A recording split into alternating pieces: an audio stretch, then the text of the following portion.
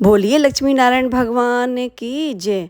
भक्तों, आज हम कमला एकादशी अथवा पद्मनी एकादशी की पावन व्रत कथा सुनेंगे। धर्मराज युधिष्ठिर बोले, हे जनार्दन, अब आप अधिक मल मास के शुक्ल पक्ष की एकादशी के बारे में बतलाइए। पुरुषोत्तम मास में जो एकादशी आती है उसका क्या महत्व है, क्या नाम है तथा उसकी विधि क्या है, आप कृपा करके विस्तार पूर्वक मुझसे कहिए। भगवान श्री कृष्ण बोले, हे धर्मराज, अधिक मास के शुक्ल पक्ष में आने वाली एकादशी का नाम पद्मनी अथवा कमला एकादशी है। यह अनेक पुण्यों को देने वाली है। इस एकादशी के व्रत से मनुष्य विष्णु लोक को जाता है। यह अनेक पापों को नष्ट करने वाली तथा मुक्ति और भुक्ति प्रदान करने वाली है। इसका व्रत पूर्ण श्रद्धा विधि पूर्वक करने पर व्रती मनोकामना सिद्धि पाता है। विधि पूर्वक इसका व्रत करने से मनुष्य कीर्ति को प्राप्त होकर वैकुंठ को जाता है। इसके महात्म्य का वर्णन स्वयं चतुर्मुखी ब्रह्मा भी नहीं कर पाते। फिर भी नारद जी के पूछने पर पूर्व काल में ब्रह्मा जी ने पापों के समूह को नष्ट करने वाले इस व्रत का महात्म्य कहा है। श्री कृष्ण के वचन सुनकर राजा युधिष्ठिर ने कहा, अत्यंत प्रसन्नता के साथ श्रद्धापूर्वक भगवान से इस एकादशी के व्रत की विधि पूछी। धर्मराज युधिष्ठिर का अनुरोध सुनकर भगवान कृष्ण कहने लगे, हे राजन, जो मुनियों को दुर्लभ है वह महात्म्य मैं तुमसे कहता हूँ। पुरुषोत्तम मास के शुक्ल पक्ष की दशमी के दिन व्रत का संकल्प लें। उस दिन कांसे के पात्र में भोजन करें। मांस, मसूर, चना, कोदों, शहद, शाक और पराया अन्न या 8 चीज़ें वर्जित हैं। इस दिन हविष्य, जौ, चावल आदि का भोजन करें। नमक का प्रयोग नहीं करना चाहिए। उस दिन भूमि पर सोना तथा ब्रह्मचर्य पूर्वक रहना चाहिए। एकादशी के लिए प्रातः ब्रह्म मुहूर्त में उठें, शौच आदि से निवृत्त होकर दातुन करें और 12 कुल्ले जल के करके शुद्ध हो जाएं। सूर्योदय से होने से पहले उत्तम तीर्थ में स्नान करने के लिए जाएं। वहां आयुर्वेद की दृष्टि से उपयुक्त गोबर, मिट्टी, तिल, कुशा और आंवले के चूर्ण से विधि पूर्वक स्नान करें।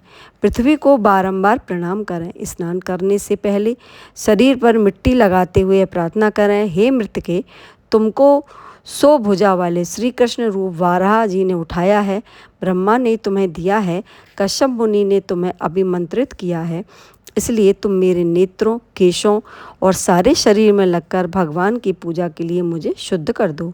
आपका स्पर्श मुझे पवित्र कर दे। हे मृतके, मैं तुमको नमस्कार करता हूँ। समस्त औषधियाँ से उत्पन्न और गौ के उदर में रहने वाले और पृथ्वी को पवित्र करने वाला गोबर मुझको पवित्र करे। ब्रह्मा के थूक से पैदा होने वाली तथा सारे भुवन को पवित्र करने वाली धात्री को नमस्कार है। तुम मेरे शरीर को स्पर्श कर पवित्र करो। हे शंख, चक्र, गदाधारी, पद्मधारी देवता श्री विष्णु भगवान, आप मुझको अपने तीर्थ में स्नान की आज्ञा दीजिए।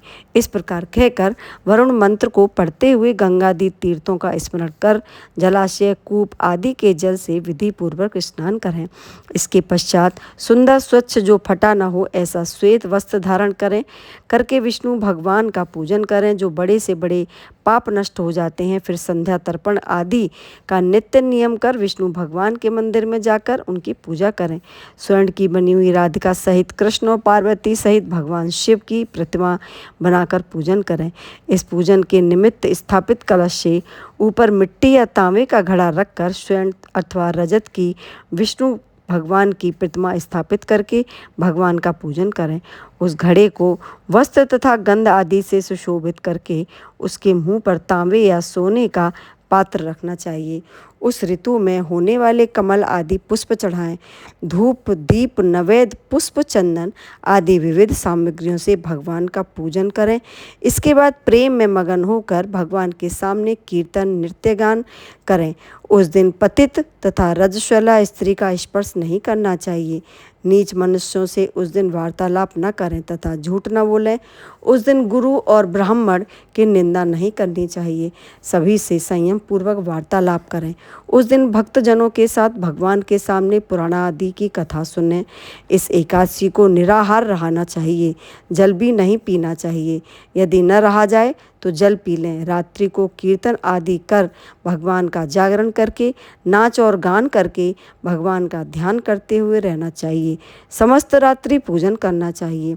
भगवान को प्रथम प्रहर की पूजा नारियल, दूसरे प्रहर में बिलफल, तीसरे में सीताफल और चौथे में सुपारी तथा नारंगी अर्पण करनी चाहिए। प्रथम प्रहर का पूजन करने से अग्निहोत्र यज्ञ का फल प्राप्त होता है। दूसरे प्रहर में वाजपेय यज्ञ का, तीसरे प्रहर में अश्वमेध यज्ञ का और चौथे प्रहर की पूजन से राजसूय यज्ञ का फल प्राप्त होता है। इस व्रत से बढ़कर कोई यज्ञ, तप, विद्या या दान पुण्य नहीं है। इस एकादशी का जिसने भी व्रत किया है उसने मानो पृथ्वी के सारे तीर्थ और क्षेत्रों का दर्शन व स्नान कर लिया है। अर्थात एकादशी का व्रत करने वाले मनुष्य को समस्त तीर्थ और यज्ञों का फल मिल जाता है। सूर्य के उदय होने पर उत्तम तीर्थ में जाकर स्नान करें, फिर विधिपूर्वक भगवान का पूजन कर ब्राह्मणों को भोजन कराना चाहिए।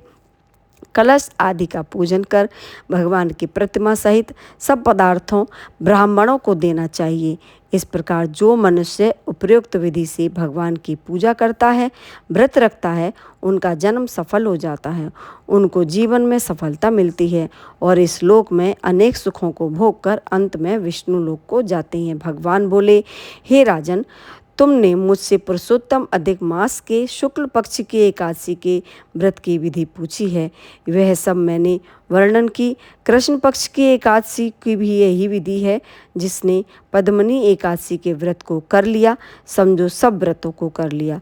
अब इस पद्मनी एकादशी की सुंदर कथा जो पुलस्त्य जी ने नारद जी से कही थी, मैं तुमसे कहता हूँ। एक समय कार्तवीर्य ने रावण को अपने बंदी गृह में बंद कर रखा था। पुलस्त्य जी ने, जो रावण के पितामह थे, कीर्तवीर्य से विनय करके उसे छुड़ाया। इस घटना को सुनकर नारद जी ने पुलस्त्य जी से पूछा, हे भगवान, जिस महाबली रावण ने समस्त देवताओं सहित देवराज इंद्र को जीतकर बंदी बना लिया है, उसे कार्तवीर्य ने किस प्रकार बंदी बनाया, यह मुझे विस्तार पूर्वक समझाइए। इस पर पुलस्त्य जी ने कहा, हे नारद, आप पहले कार्तवीर्य की उत्पत्ति की वृत्तांत सुनो। पूर्व काल में त्रेता युग में हेय नाम का राजा वंशज कार्तवीर्य महिष्मती नगरी में राज्य करता था। उस राजा की 100 स्त्रियां थीं, परंतु उनमें से किसी के भी कोई पुत्र नहीं था जो राज्यभार संभाल सके। देवता, पितर, सिद्ध तथा अनेक चिकित्सकों आदि से राजा ने पुत्र प्राप्ति के लिए प्रयत्न किए, परंतु कोई पुत्र नहीं हुआ। राजा ने पुत्र प्राप्ति के लिए पुत्रेष्ठि यज्ञ आदि अनेक उपाय किए, परंतु सब व्यर्थ सिद्ध हुए। पुत्र के बिना उसको सारा राज्य दुख में प्रतीत होता था। जिस प्रकार भूखे आदमी को भोग विलास सुखी नहीं रख सकते, अंत में राजा यह विचार करके तप से अभिष्ट फल की सिद्धि हो सकती है, तपस्या करने वन में जाने को तैयार हो गए। राजा को तपस्या के लिए जाते हुए देखकर उसकी एक परम प्रिय रानी इक्ष्वाकु वंश में उत्पन्न हुए राजा हरिश्चंद्र की पुत्री पद्मनी राजा के साथ जाने को तैयार हो गई। राजा और रानी अपने सुंदर वस्त्रों को, आभूषणों को त्याग कर वल्कल धारण कर गंधमादन पर्वत पर चले गए। राजा ने उस पर्वत पर जाकर 10,000 वर्ष तक तप किया, परंतु सिद्धि प्राप्त न कर सके। राजा के शरीर में केवल हड्डियां रह गईं। तब उस पतिव्रता रानी पद्मनी ने अपने पति के शरीर में केवल चमड़ी और अस्थि मात्र शेष देखकर महापतिव्रता साध्वी अनुसुईया जी से नम्रता पूर्वक पूछा, हे साध्वी, मेरे पति देव को तपस्या करते हुए 10,000 वर्ष बीत गए हैं, फिर भी भगवान प्रसन्न नहीं हुए। आप कृपा करके मुझे कोई ऐसा उपाय बताइए, व्रत बताइए, जिससे भगवान मुझ पर प्रसन्न हो और मुझे पुत्र प्राप्ति हो। उस कमल नयनी पद्मनी ने अनुसुईया जी से बोली, हे सुंदरी, पुरुषोत्तम अधिक मास सभी मासों से पवित्र होता है। जो 32 मास पश्चात आता है उसमें द्वासी युक्त 2 एकादशी होती हैं, जिसमें शुक्ल पक्ष की एकादशी का नाम पद्मनी तथा कृष्ण पक्ष की एकादशी का नाम परमा है। तुम शुक्ल पक्ष की एकादशी पद्मनी का जागरण सहित व्रत करो। इस व्रत के कारण भगवान तुम पर प्रसन्न होकर शीघ्र ही पुत्र देंगे। तुम्हें ऐसा पुत्र प्राप्त होगा जिसे रावण भी विजय न कर सकेगा। इसके पश्चात अनुसुईया जी ने रानी से व्रत की सब विधि कही। यह सुनकर सुंदर रानी पद्मनी ने पुत्र प्राप्ति के लिए अनुसुईया जी की बतलाई हुई विधि के अनुसार एकादशी का व्रत और रात्रि जागरण किया। वह सदैव एकादशी की निराहार रह रात्रि भर जागरण करती, कुछ काल बीतने पर पद्मनी एकादशी के व्रत के समाप्त होने पर भगवान विष्णु अत्यंत प्रसन्न होकर गरुड़ पर सवार होकर रानी के पास आए और वर मांगने के लिए कहा। भगवान की सुंदर वाणी सुनकर उस पतिव्रता ने उनकी स्तुति करने की विनय की। भगवान, आप यह वरदान मेरे पति को दीजिए।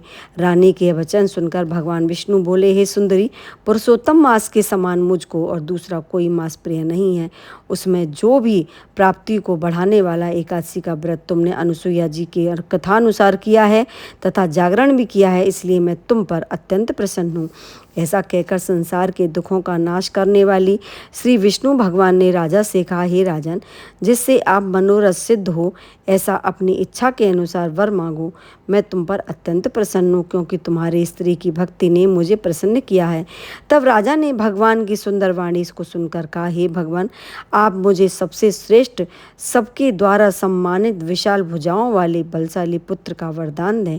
यह पुत्र ऐसा हो जो आपके अतिरिक्त देवता, मनुष्य, नाग, दैत्य, राक्षस आदि किसी से न मरे, अर्थात अजय हो। राजा की यह बात सुनकर भगवान वरदान देकर अंतर्ध्यान हो गए। इसी वर के प्रभाव से पद्मनी के कार्तवीर्य नामक पुत्र पैदा हुए। तीनों लोकों में भगवान के अतिरिक्त उसे जीतने में कोई समर्थ नहीं था। कार्तवीर्य महाप्रतापी राजा थे। देवता, दैत्य सब उसको प्रणाम करते थे।